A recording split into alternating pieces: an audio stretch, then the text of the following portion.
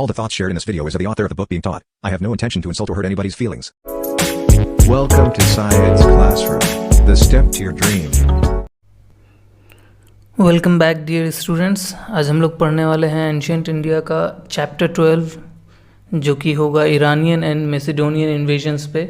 Macedonian समझ लिए Greek invasions है ना, स्पेशली हम लोग जो पर्शियन और ग्रीक इन्वेजन्स है उसकी बात करेंगे इस चैप्टर में। इस चैप्टर में जो टॉपिक्स होगा हमारा वो होगा पर्शियन इन्वेजन या फिर कहते हैं इरानियन इन्वेजन। इसके अलावा उस इन्वेजन से या उस पर्शियन कॉन्टेक्ट से हमारे एंशिएंट कल्चर पे क्या असर पड़ा। इसके अलावा जो ग्रीक इन्वेजन था, स्पेशली अलेक्जेंडर का इन्वेजन, उससे मतलब वो कैसे इन्वेड किया, कब आया, कब इन्वेजन हुआ, कैसे कैसे इंडिया तक आया। इसके अलावा अलेक्जेंडर के इन्वेजन के बाद क्या क्या इफ़ेक्ट्स इन एंशिएंट इंडियन कल्चर पे पड़ा या उसके ट्रेड पे, इकोनॉमी पे, इन सब चीज़ को हम लोग इस चैप्टर में डिस्कस करेंगे।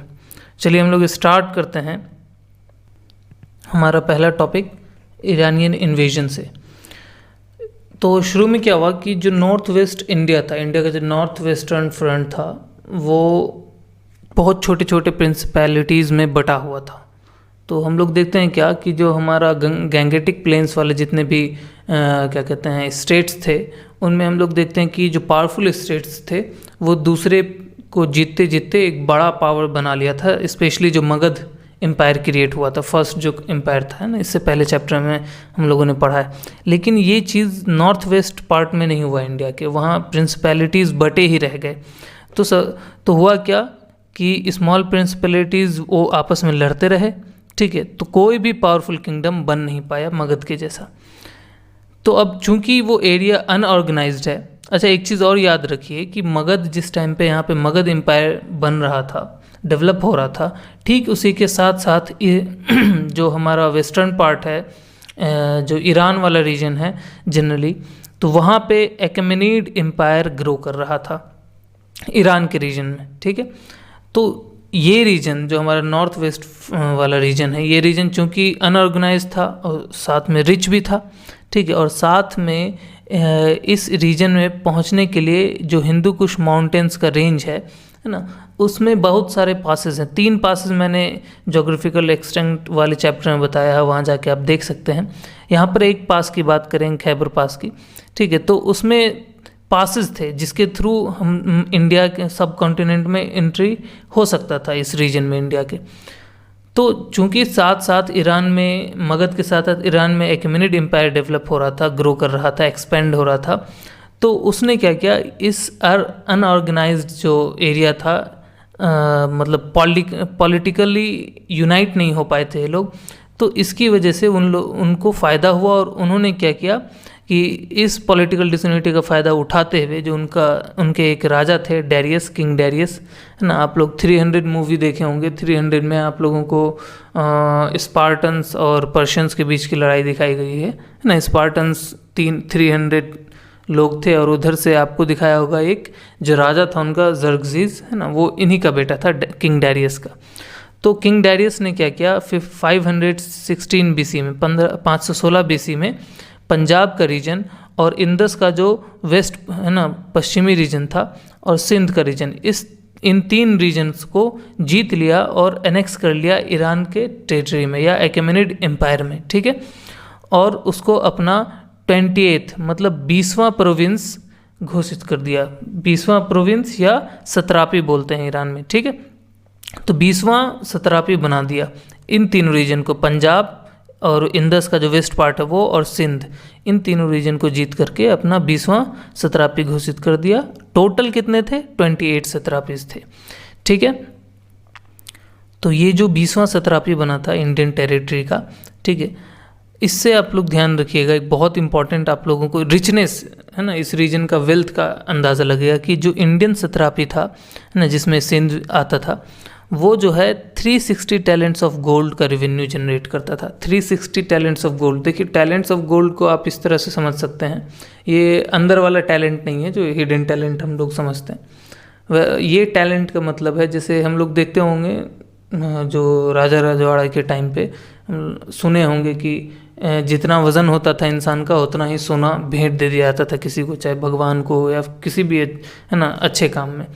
तो ये टैलेंट का मतलब वही है कि ऑलमोस्ट एक इंसान के वेट का, जिसको अराउंड है ना एवरेज 50 kg लेते हैं, तो 360 टैलेंट्स ऑफ गोल्ड मतलब हो गया 360 इंटू 50 है ना kgs। तो ये करके जो भी आएगा, तो आप ये समझ लीजिए कि इतना गोल्ड एज ए रेवेन्यू सिर्फ इंडियन प्रोविंस से 17वीं से उन लोगों को है ना जनरेट होता था, जो कि ईरान का जितना भी एशियन प्रोविंसेस था उसका 1/3 था। तो इतना रिच एरिया था और इतना पॉलिटिकली डिसयूनाइटेड था। तो इस वजह से अब देखिए क्या हुआ कि यूनिटी थी नहीं, तो कई सालों तक है ना पर्शियन के कंट्रोल में ये एरिया रहा।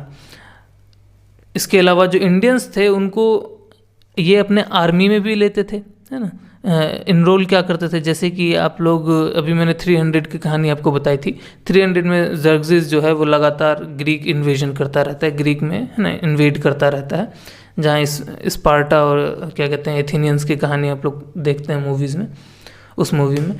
तो जर्गजिस जो है, जो कि डेरियस का सन है, किंग डेरियस का सन है, किंग जर्गजिस, तो वो लगातार है ना पहले डेरियस ग्रीक पे इन्वेजन करते हैं, फिर वहाँ फेल होते हैं, फिर जर्गजिस लगातार इन्वेजन करता है ग्रीक पे, तो अपनी आर्मी में इंडियंस को भी इनरोल करके है ना ले जाते हैं। तो लगभग 200 सालों तक है ना 200 सालों तक समझ लीजिए कि जब तक अलेक्जेंडर ने पर्शियंस को हरा नहीं दिया, अलेक्जेंडर मैसेडोनिया का था, ग्रीक वाला रीजन है ना, जब तक उसने पर्शिया को हरा नहीं दिया तब तक इंडिया का जो ये पार्ट है west part, north west part, ये ईरानियन या पर्शियन एकेमेनिड एम्पायर में ही रहा। तो ऑलमोस्ट 200 सालों तक ये हमारा जो वेल्दी स्टेट था वो वहाँ तक रहा है। अब हम लोग पढ़ेंगे कि इस इन्वेजन के बाद ये जो 200 सालों तक पर्शियन एम्पायर में इंक्लूडेड रहा इंडिया का ये पार्ट, तो उसका रिजल्ट क्या हुआ। तो इंडो ईरानियन कॉन्टैक्ट से सबसे बड़ा जो फ़ायदा हुआ था वो था कि जो इंडो ईरानियन ट्रेड और कॉमर्स था उसको बहुत है ना बूस्ट मिला, इम्पेटस मिला, मतलब एक तरह से कह सकते हैं चैनलाइज्ड हो पाया ट्रेड और कॉमर्स बहुत बड़ा। इसके अलावा जो ईरानियन स्क्राइब्स थे, स्क्राइब्स कहते हैं लिपि लिखने वाले, है ना, जो स्क्राइब्स थे उन्होंने एक नई स्क्रिप्ट है ना इधर लाई, खरोश्ती स्क्रिप्ट। ठीक है, खरोश्ती स्क्रिप्ट जनरली पर्शियंस के लिए यूज़ किया जाता है। ठीक वैसे ही अरबिक में जैसे ना जो लोग अरबिक लिखना जानते हैं या जो उर्दू भी लिखना जानते हैं वो जानते होंगे कि कुछ स्क्रिप्ट्स होते हैं जो राइट टू लेफ्ट लिखा जाता है। हम लोग हिंदी, संस्कृत और इंग्लिश लिखते हैं लेफ़्ट टू राइट, पेजेस के लेफ़्ट से राइट तक लिखते हैं। लेकिन ये जो खरोश्ती स्क्रिप्ट है, इसके अलावा जो अरबिक स्क्रिप्ट है, जो पर्शियन के लिए ही खरोश्ती स्क्रिप्ट यूज़ होता है, और जो अरबिक स्क्रिप्ट है ये सारा जो है वो राइट टू लेफ़्ट लिखा जाता है। तो एक नया स्क्रिप्ट इधर क्या कहते हैं हमारे इंडिया में इंट्रोड्यूस हुआ। तो अशोक का जो अभी भी जो अशोक के जो इंस्क्रिप्शंस मिले हैं नॉर्थ वेस्ट पार्ट से इंडिया के, वो है ना इसी लिपि में लिखे हुए मिले हैं, और है ना जो कि अराउंड 3rd सेंचुरी BC के हैं, है ना 30वीं शताब्दी बिफोर क्रिस्ट।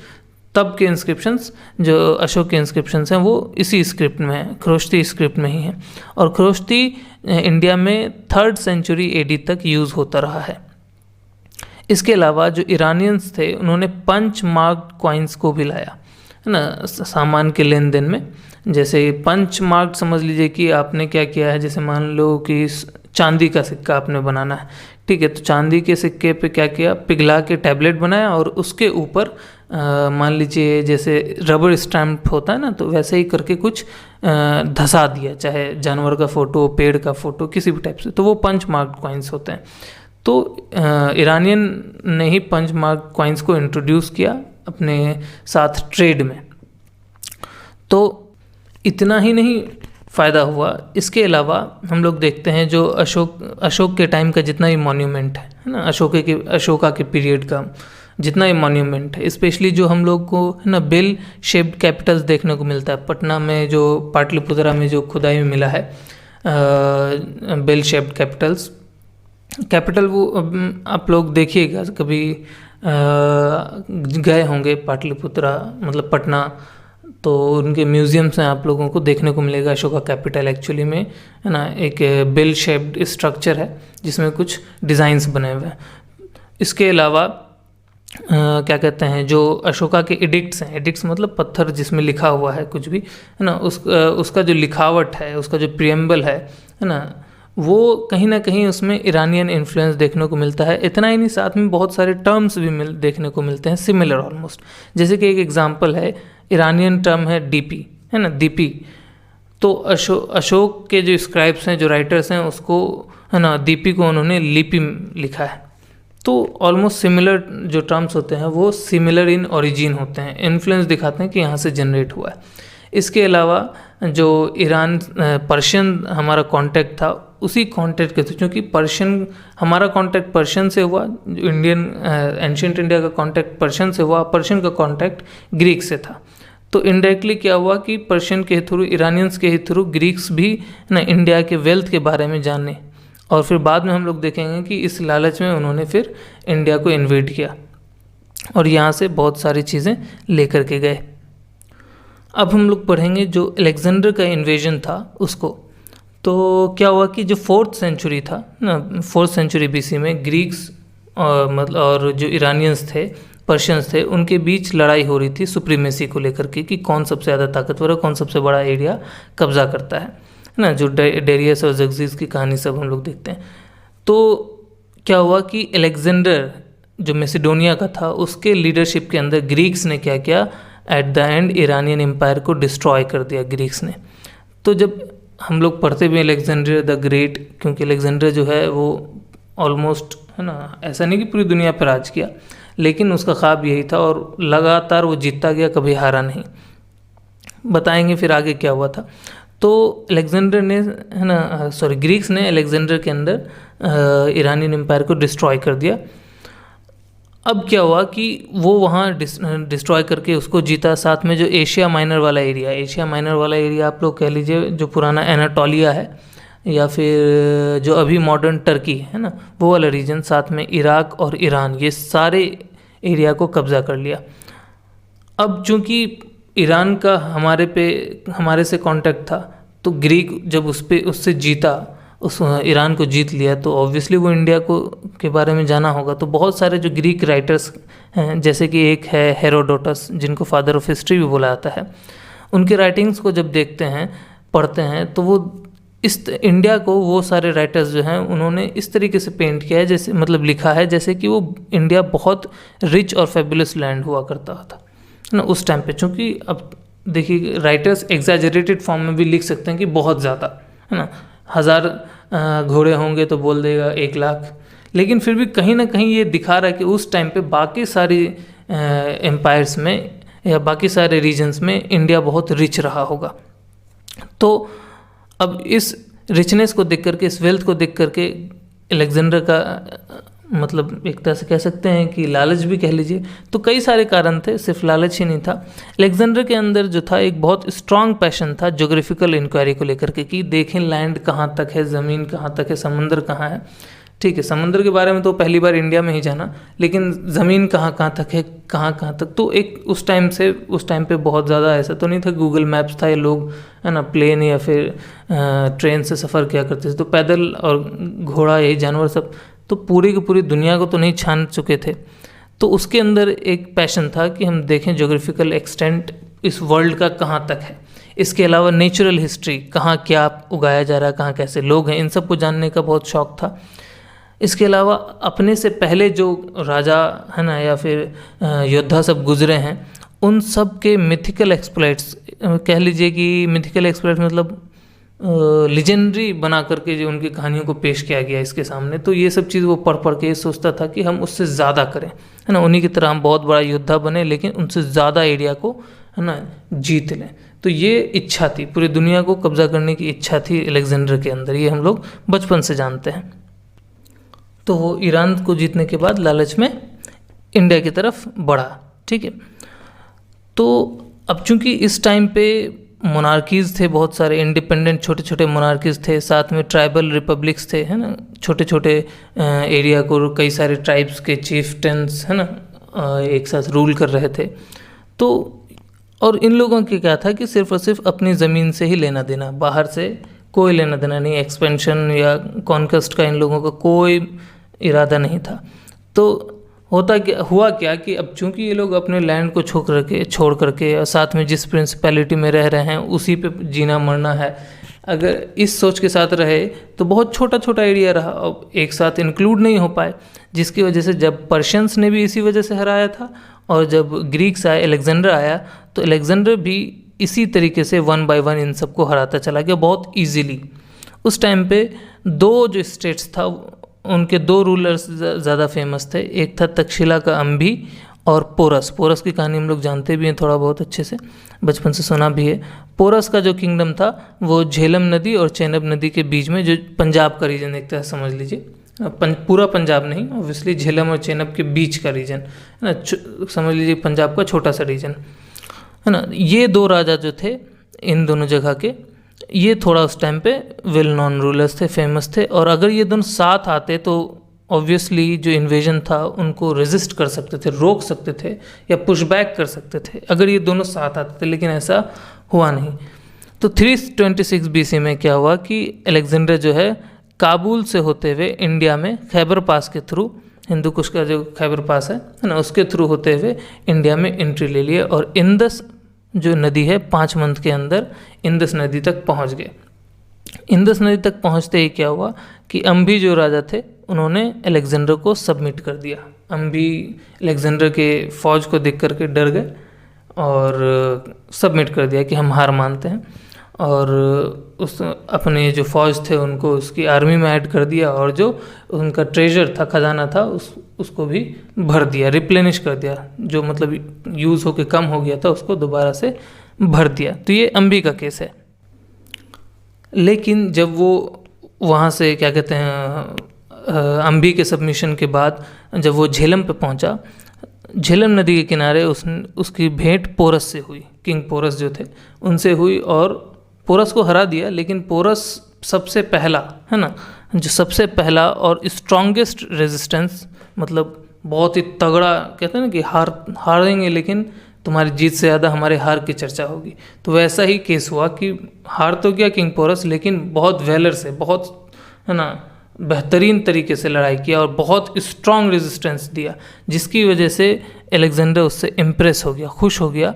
तो उसके किंगडम को छीना नहीं बल्कि उसको वापस कर दिया, लेकिन अपना अलाई बना लिया। अलाई मतलब अपना साथी बना लिया कि जब हमको क्या कहते हैं ज़रूरत पड़ेगी हम यूज़ कर सकते हैं तुम्हारे लैंड्स को, तुम्हारे उसके अलावा जो तुम हमको कुछ टोकन्स दोगे, जैसे मान लीजिए एक तरह से कह सकते हैं टैक्स का कुछ हिस्सा दोगे, है ना, तो उसको एलाई बना लिया। तो सबसे पहला रेजिस्टेंस वो क्यों हुआ था, क्योंकि वहाँ पे सबसे पहले है ना एलिफेंट्स यूज़ हुआ है। तो सबसे पहले अलेक्जेंडर का वॉर एलिफेंट से जो पाला है वो यहीं पड़ा किंग पोरस के साथ लड़ाई में।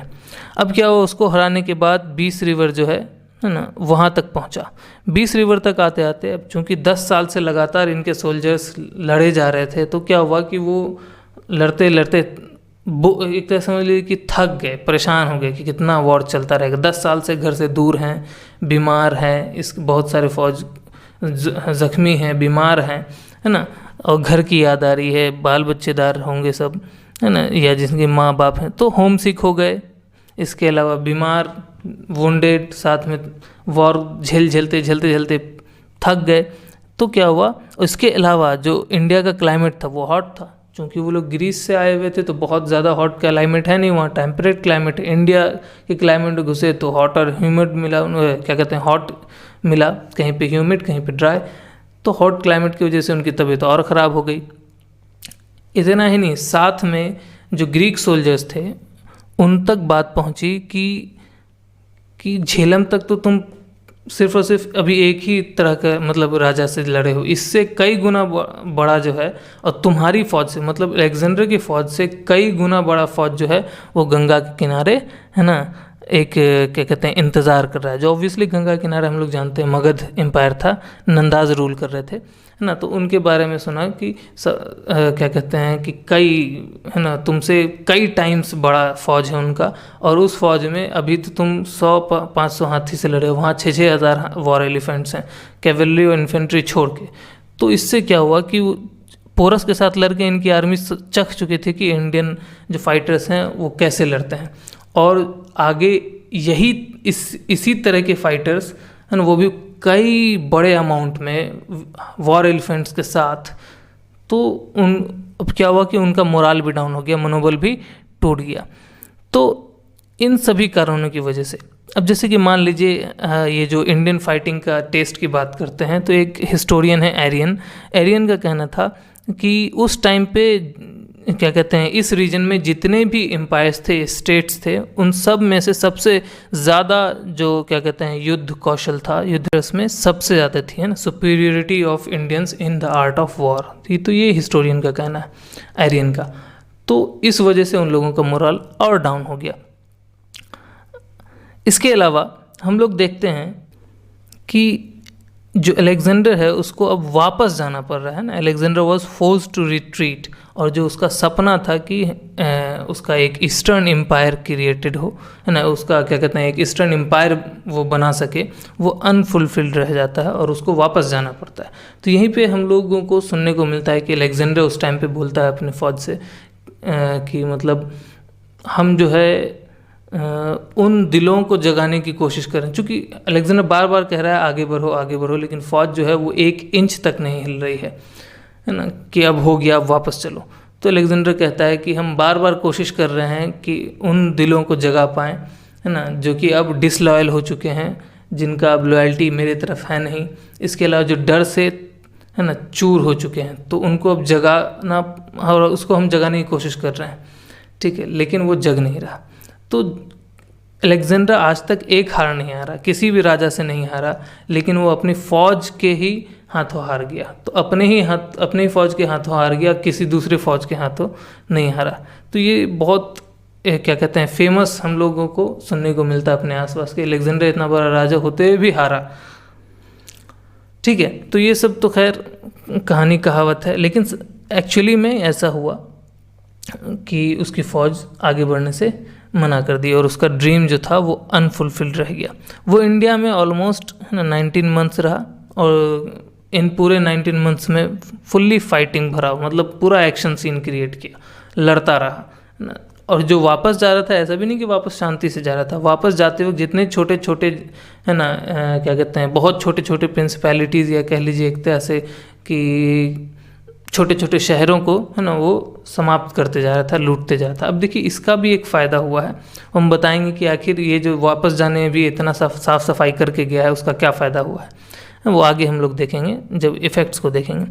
तो क्या कहते हैं इसके अलावा अब देखो कि क्या हुआ कि ये सब कुछ जीत तो लिया, लेकिन इसके पास टाइम नहीं बचा था कि हम जितना भी जीता है उसको ये अरेंज कर सके। तो जितना भी टाइम मिला उसको कोशिश करते करते ऑलमोस्ट कह लीजिए कि ज़्यादातर स्टेट्स को उसने क्या किया, जिस क्या कहते हैं रिस्टोर कर दिया, उसके जो भी राजा को हराया होगा या जिस भी ट्राइब्स को हराया होगा उसी के अंडर क्या कहते हैं रिस्टोर करवा दिया, लेकिन लॉयल्टी और अथॉरिटी अपने पास रखा कि तुम राज करोगे लेकिन मेरे अंडर राज करोगे। तो ज़्यादातर स्टेट्स को इस तरह से रिस्टोर कर दिया। उसका जितना भी टेरिटोरियल पोजेशंस था उसको 3 भाग में बांटा, और तीनों को है ना 3 गवर्नर्स के अंदर, ऑब्वियसली ग्रीस का था तो ग्रीक गवर्नर्स के अंदर ही रखा, है ना। और कई सारे सिटीज़ को उसने क्या कहते हैं डेवलप या कहते हैं कि फाउंड किया, जिनका कह सकते हैं कि इस्टेब्लिशमेंट किया, स्थापना किया कई सारे सिटीज़ का।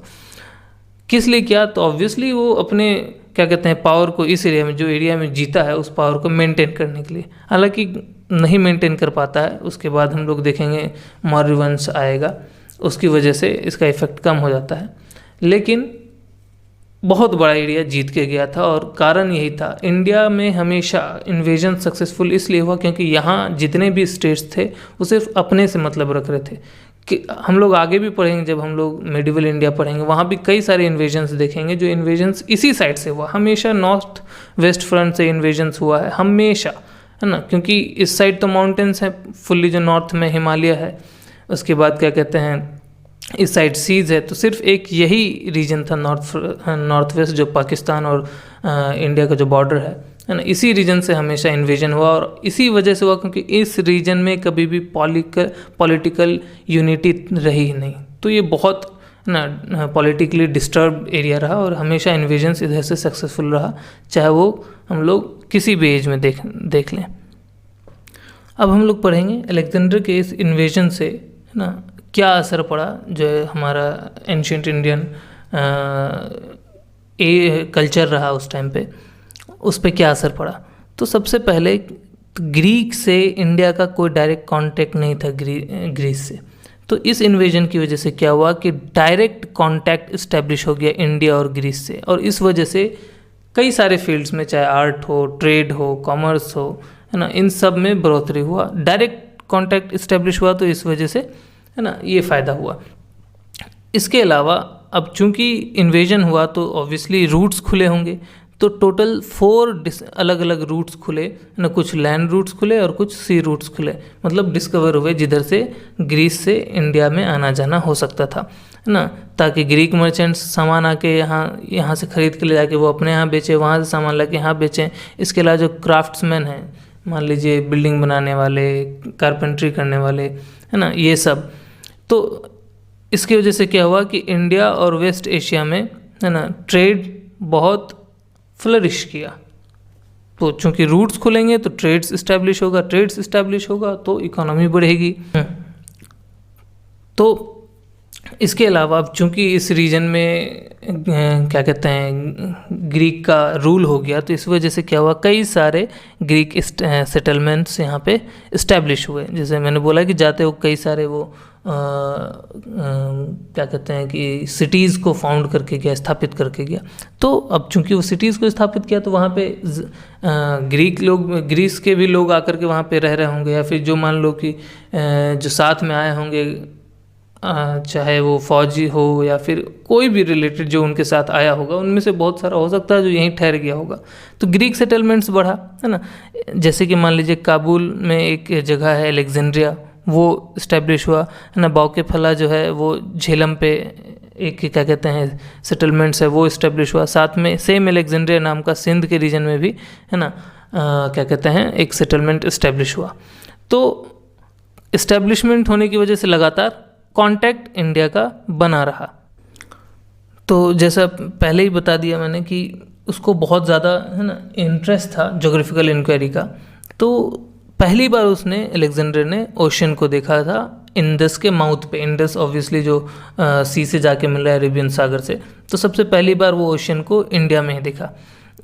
तो इस वजह से क्या हुआ कि उसने क्या किया कि एक नया फ्लीट, एक न्यू फ्लीट जो है अपने दोस्त नियार्कस के अंदर उसने भेज दिया कि जाओ एक्सप्लोर करो जो कोस्ट्स हैं, क्या कहते हैं मेसोपोटामिया के, स्पेशली जो वहाँ पे यूफ्रेटिस एक रिवर बहती है ना।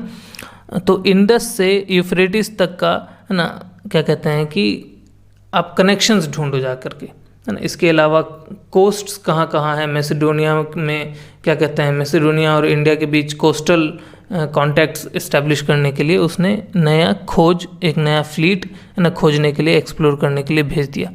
तो क्या हुआ, इससे रूट्स नए नए रूट्स खुले, नए रूट्स खुलने से ट्रेड बढ़ेगा, तो ये फ़ायदा हुआ। इसके अलावा जो ग्रीक हिस्टोरियंस हैं, उन्होंने ऑब्वियसली जब एक क्या कहते हैं कहीं से भी लोग आ रहे होते हैं, आर्मी ट्रैवल हो रही होती है, तो राजा के अंदर उनका हिस्टोरियन भी होता है, लिखने वाला भी होता है, जो उस राजा के कारनामों को लिखता है कि वो कहाँ जीता, कैसे जीता, ये सारी चीज़ों को लिखता है। तो जो अलेक्जेंडर के जो हिस्टोरियंस थे, उन्होंने बहुत सारे जोग्राफिकल अकाउंट्स, है ना, इसके अलावा सोशो इकोनॉमिक कंडीशंस पे जितने सारे क्या कहते हैं इवेंट्स यहाँ हो रहे थे उससे रिलेटेड चीज़ों को लिखा है।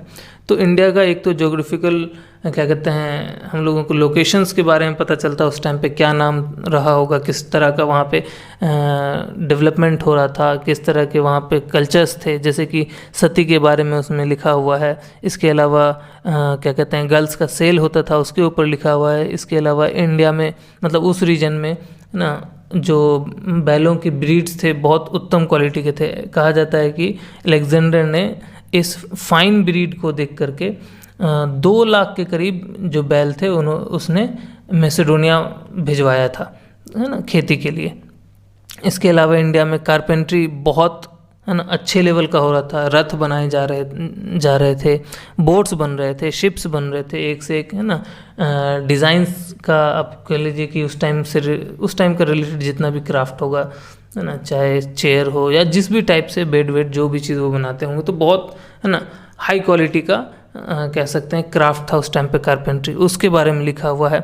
और सबसे बड़ी बात जो मैंने सेकंड चैप्टर में बताया था कि इंडियन जो हिस्टोरियंस हैं वो कभी कह सकते हैं कि डेट वाइज नहीं लिखते थे कि, है ना, कि ऐसे इस तारीख को या फिर इस साल को ऐसे ऐसे हुआ, है ना। तो क्रोनोलॉजी इंडियन अकाउंट्स में देखने को नहीं मिलता, लेकिन ग्रीक में देखने को मिलता है, ग्रीक हिस्टोरियंस में।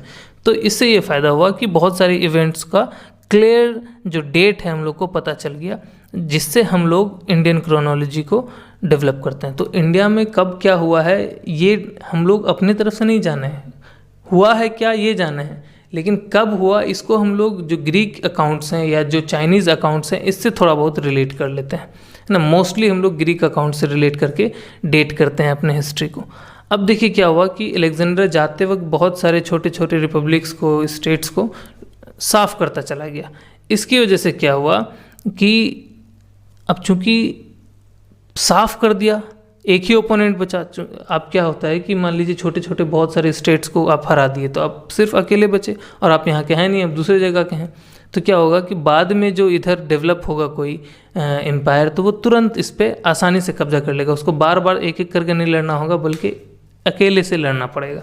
तो क्या हुआ, जो मौर्यस बाद में आए, जो स्पेशली चंद्रगुप्त मौर्य है ना, उनको इन सारे छोटे छोटे स्टेट्स को डिस्ट्रॉय करने की ज़रूरत नहीं पड़ी, क्योंकि वो अलेक्जेंडर वो काम करके गया था। तो क्या हुआ कि जो मौर्य का जो एक्सपेंशन था अंडर चंद्रगुप्त मौर्य, वो बहुत अच्छे से हुआ, है ना।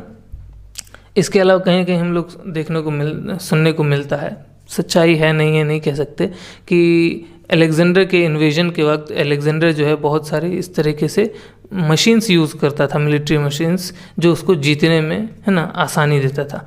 तो चंद्रगुप्त मौर्य ने इन सारे मशीन्स को वर्क करते हुए देखा होगा, और उसी से सीख करके जो इतने बड़े मतलब फौज जिससे अलेक्जेंडर की फौज डर के भाग गई, उसको हरा दिया, है ना। नंदाज को हरा करके मौर्याज इस्टेब्लिश हुए थे। तो ऐसा कहा जाता है, सच्चाई क्या है इसमें नहीं कह सकते थे, ठीक है। तो इससे हमारा भी एक ग्रीक और पर्शियन कॉन्टेक्ट की वजह से हमारे कल्चर में एक तरह से कह सकते हैं कि हमारा कल्चर, ट्रेड, सब में एक, है ना, कॉन्ग्लोमरेट टाइप का कल्चर डेवलप हुआ, मतलब मिक्स्ड कल्चर डेवलप हुआ, जिसकी वजह से हम लोग, है ना, और एडवांस्ड हुए। चूँकि कुछ कमी उनमें थी, कुछ कमी हम में थी, हम बेहतर चीज़ उनसे सीख लिए, है ना, और डेवलप करते गए।